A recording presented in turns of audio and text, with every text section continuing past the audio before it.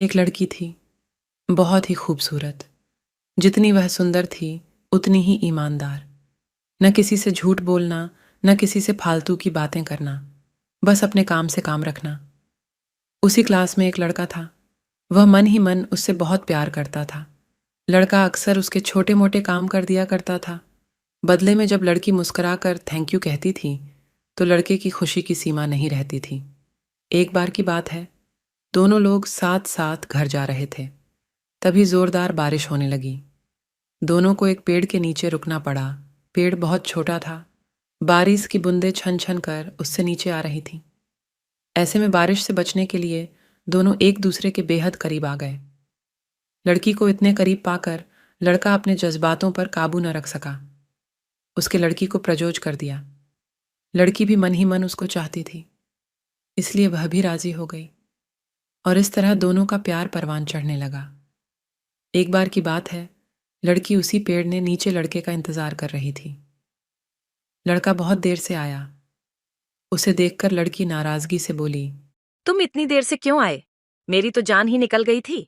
यह सुनकर लड़का बोला, जाने मन, मैं तुमसे दूर कहाँ गया था, मैं तो तुम्हारे दिल में ही रहता हूँ।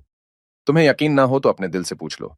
लड़के की इस प्यारी सी बात को सुनकर लंकी अपना सारा गुस्सा भूल गई और वह दौड़कर लड़के से लिपट गई।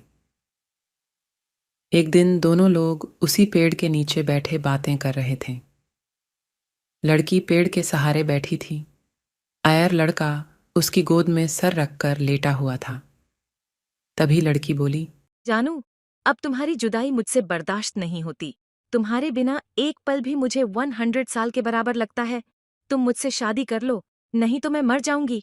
लड़के ने झट से लड़की के मुंह पर अपना हाथ रख दिया और बोला, मेरी जान, ऐसी बात मत किया करो। अगर तुम्हें कुछ हो गया तो मैं कैसे जिंदा रहूंगा?